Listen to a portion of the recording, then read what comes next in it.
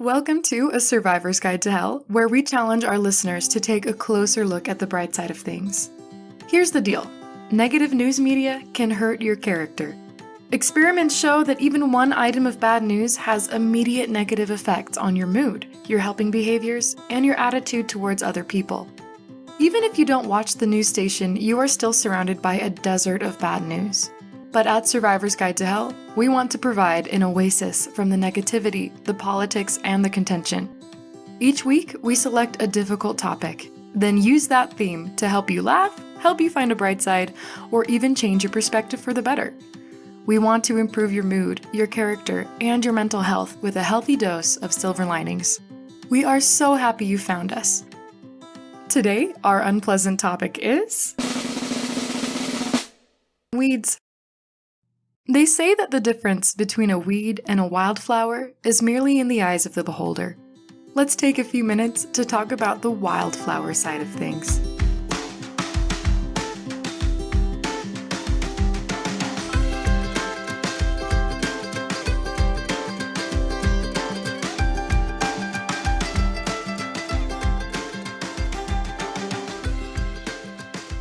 Weeds are a classic metaphor for the bad things in life. They're kind of like Gollum, Darth Vader, or Hannibal Lecter, famous for being horrible.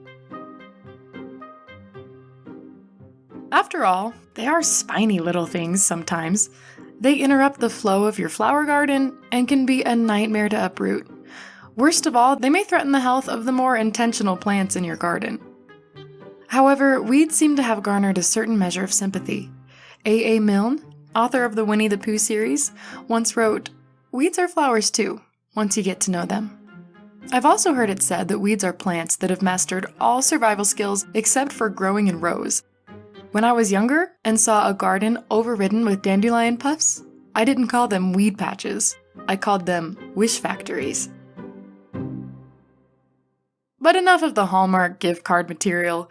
Cutesy quotes aside, weeds are astounding things that know how to flourish where they land. A skill us weed-pulling humans are much harder pressed to learn. Other fun facts about weeds? Many of them have medicinal qualities. There's plenty of folks that respect the humble backyard dandelion as a wildflower with healing properties. Another fun weed fact, you know those weedlings that miraculously burst up through the pavement? It's incredible how those tiny, tender shoots can outdo a slab of solid asphalt. Before they even see the light of the sun, the seedlings feel around the pavement for a weak spot. When they find one, they begin to grow into it, splitting it apart one cell width at a time, until they've broken through the blackness. Life, it seems, really does win in the end. In today's episode, we're celebrating weeds. First, we'll cover sunflowers. Considered a weed in some areas, this is a plant that managed to become the unlikely hero after one of Japan's most devastating disasters. Then, I'll give you a peek into my own spring planting season, when I found myself caught in a battle with an unexpected crowd of mysterious seedlings. Let us grow forth and talk about weeds.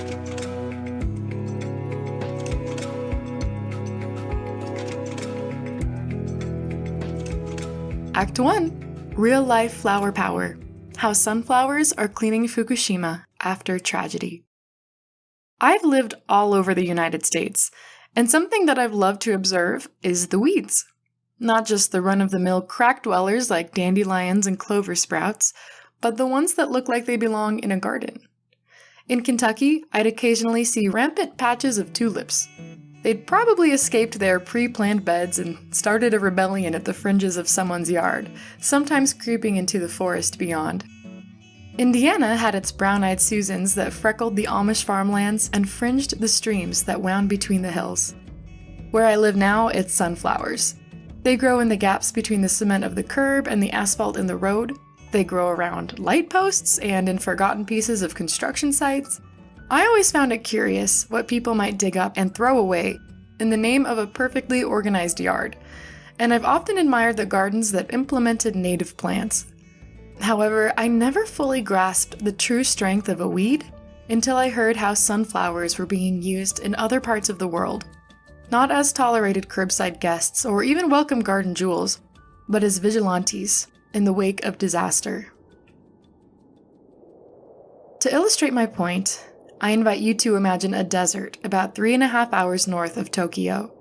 It's not a desert of water or food, but of people. It looks like a scene from a post-apocalyptic film. Beautiful homes stand silent and vacant, carrying minor but unsettling signs of neglect.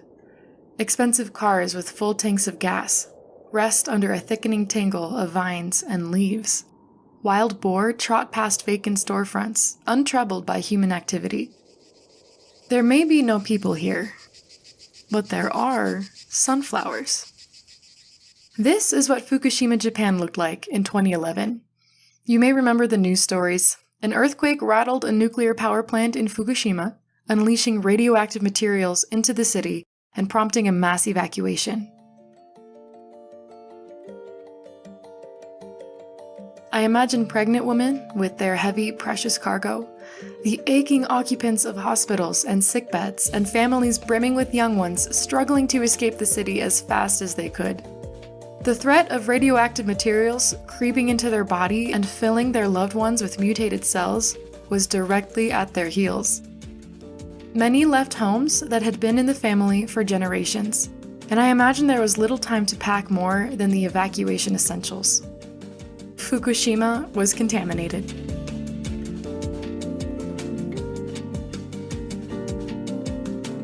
That boar I mentioned trotting past the storefront, it was radioactive. That's not just storytelling flair either. The abandoned roads, buildings, and sidewalks of Fukushima became a highway for radioactive boars. Barn swallows were contaminated as well, as were the earthworms that dug their way through the toxic soil. Disheartening images of two-faced cats, seven-legged sheep, cyclops fish, and earless rabbits spotted the internet with headings like, "Fukushima mutated animals." Perhaps even more disturbing was the radioactive food being reported outside the evacuation zone, including reports of radioactive rice, vegetables, beef, and other foods. Now, I need you to imagine Fukushima again, this time from a bird's eye view. You can see the center of the city as it succumbs to vines and thistles. You can see agricultural fields that have been reclaimed by native flora, and the gray expanse of the abandoned power plant. The plant is a little different from the other scenes. Here, there's much less color. Much fewer plants have dared to sprout in this soil, but there is a vibrant yellow exception: sunflowers.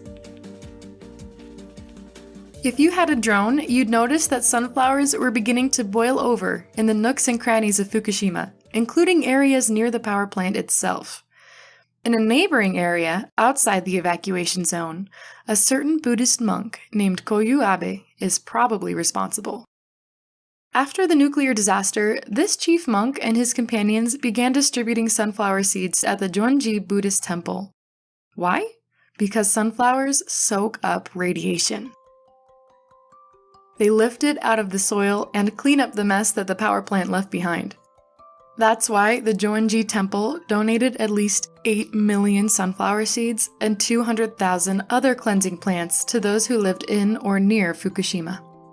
Soil scientist Michael Baylock explained that the radioactive material is very similar to other nutrients that the sunflowers will soak up from the ground, so the plant easily accepts it into its own chemistry. When a similar nuclear accident in Chernobyl rendered the area unlivable, sunflowers did wonders to clean up the water supply. Michael Baylock suggests that, because sunflowers were implemented more quickly in Fukushima, it could have even better results for the soil than the flowers did in Chernobyl. Nowadays, people live in Fukushima again. Sunflowers are no wonder cure for radiation. There are still areas that are considered uninhabitable, and the population of Fukushima never got close to what it was before the disaster. But thanks to these plants, what we call a weed here in my hometown, the city is a cleaner place. Folks plant them in their yards right next to their veggies to help revive the vitality of their gardens. Perhaps seeing all these yellow beauties revives a little vitality for one's spirit as well. A last word about sunflowers. They are one of an exclusive group of plants that demonstrates heliotropism. This means that the flowers themselves track the sun through the sky even before the buds have bloomed. and even on cloudy days. A wonderful metaphor, isn't it? Perhaps a good person is a lot like a good flower. Even on cloudy days, or marooned in a wasteland, they follow the bright side of things. They help relieve the world of the toxins it carries. Act 2. PJ's Garden versus the Pumpkin Menace. I do not have a green thumb. If something has roots, keeping it alive and healthy can be a real challenge for me. You know those cute little succulent plants? The darling, squishy-looking ones that are supposed to be an easy plant for beginners? Yeah, I think I've killed like 5 of those. However, I have a lot of respect for gardens and those that tend them. I love the idea of running to the backyard instead of running to the grocery store when you're out of potatoes. That's why, despite my miserable crop from last year's garden, I gave it another go this year. This time around, I was determined to do better than a basket full of tiny tomatoes and a cluster of pint-sized potatoes. I frequented YouTube as the final frost approached, typing searches like, how to grow better this, and how to get better at that. I invested in some higher quality fertilizers and soils, prepped a compost bin, bought the mulch, and filled my head with as much gardening savvy as I could. This season was going to be better. While the kids played in the pebbles on the far side of my yard, I hit my knees and began to weed and fertilize.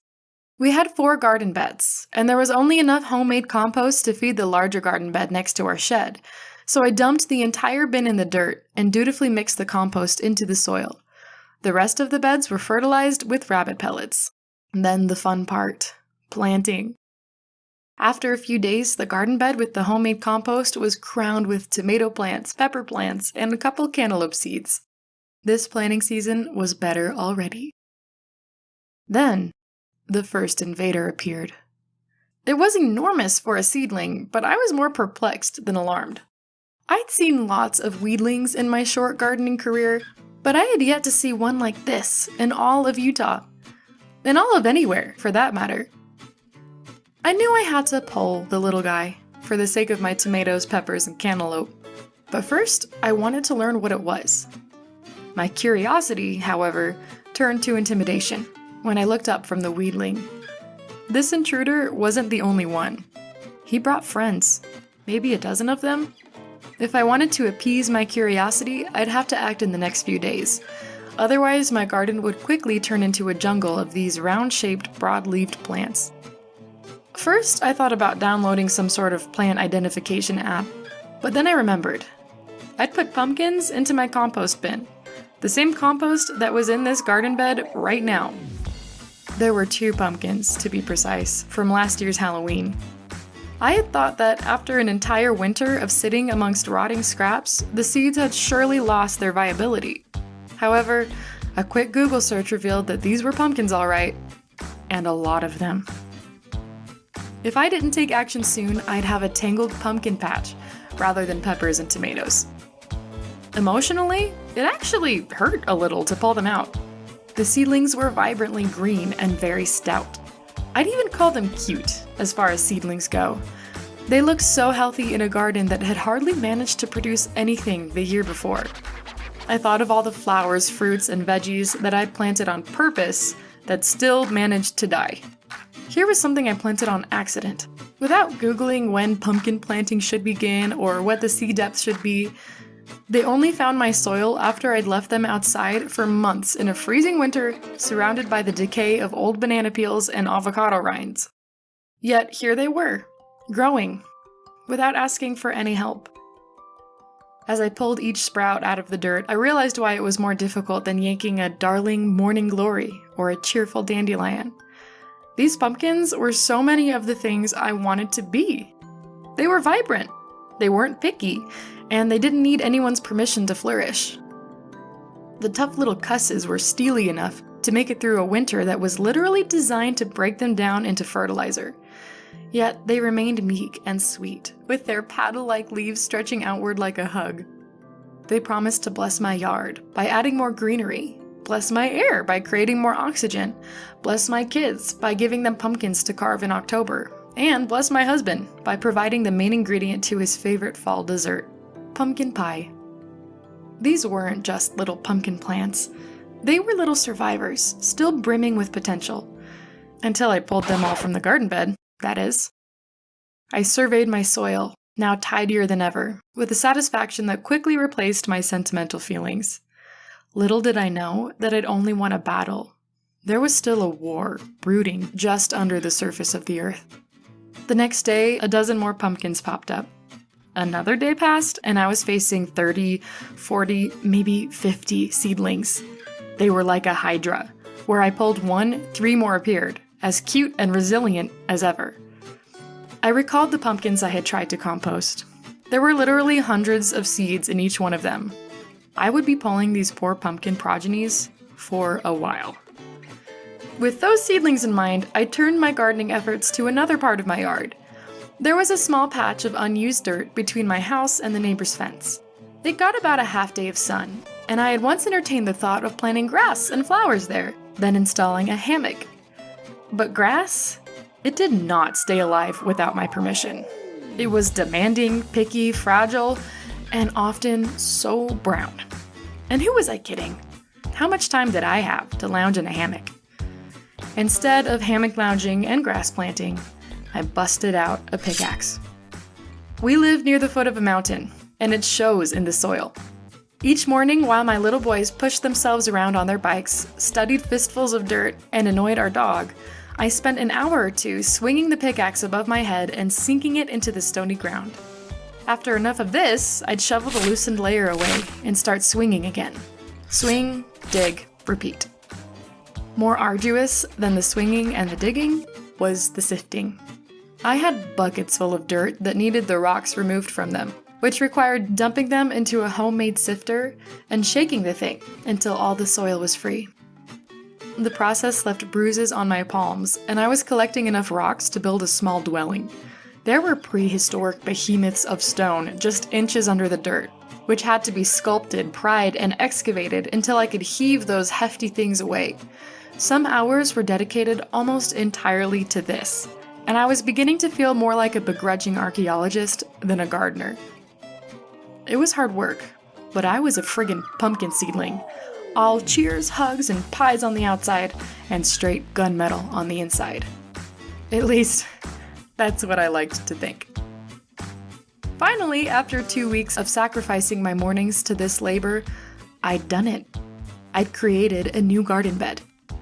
I'd saved a couple of the strongest pumpkin seedlings for this moment, and after mixing the barren soil with more rabbit pellets and store-bought compost, I was ready to give the pumpkin invaders their permanent home. Of course, I had plenty of rocks to make a barrier for the new garden. I've managed to pull out most of the other pumpkin plants from the original bed, though they still pop up now and again. I found a new one just this morning. A stone's throw away are the flourishing pumpkins, no longer invaders but thriving refugees. Now they look like the kind of plant that could actually grow a fruit, and they are some of the healthiest members of my garden. Before the season started, I had my entire garden, all 7 kinds of fruits and veggies, planned out on a spreadsheet. Nary a gourd had made it to the blueprints. But of all my garden, perhaps the part I'm most tickled with is my new, impromptu pumpkin patch. Thank heaven for weeds. That's the end of today's stories. Now we invite you to join us for our weekly Silver Liners Challenge, which is designed to be an easy, actionable step that you can take to help boost your week and help you survive hell. Here it is, the Silver Liners Challenge. Pick a way to be a weed this week. Perhaps that means helping to remove something toxic from the world around you, or being tough as gunmetal in an uninviting situation. Maybe, just maybe, it means providing a pumpkin pie to someone who could use it. Feel free to share your experiences in the comments of our website, www.survivorsguidetohell.com, or on our Facebook page. If you'd like to see the videos and pictures that often accompany our episodes, like Abandoned Fukushima or My Pumpkin Garden, check out our website at survivorsguidetohell.com, where you'll also find much more information, including our storytelling code of ethics. We're always looking for cool news stories. If you have something to share, please visit our site and drop us a line. And remember, if you liked this episode, please subscribe on Apple Podcasts, Stitcher, Spotify, YouTube, and other streaming platforms. When you subscribe, you no longer have to go searching for episodes. They'll be delivered right to the place you listen to your podcasts. Simply open the app or website you use to listen to your podcasts and click the subscribe button. You'll also be helping to support us as we try to spread our good vibes. If you like Survivor's Guide to Hell and would like to contribute, then you're already on the right track. Listening is the best thing you can do. We've also seen amazing results when our listeners share our episodes with others. If this episode made you think of someone, send it their way. They may be grateful for it, and I can tell you, we will be too. Last but not least, our cheesy joke of the week. Why was Cinderella bad at football? Because she had a pumpkin for a coach. Thank you and have an excellent Monday.